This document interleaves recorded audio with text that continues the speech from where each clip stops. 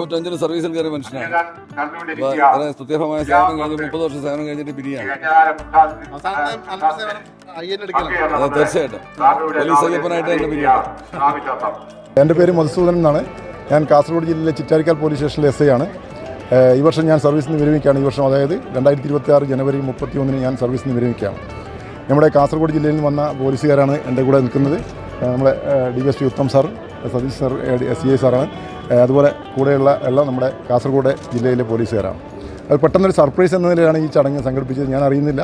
ഇപ്പോൾ ഒരു 10 മിനിറ്റ് മുമ്പാണ് ഇങ്ങനെ ചടങ്ങുണ്ടെന്ന് അറിയുന്നത്.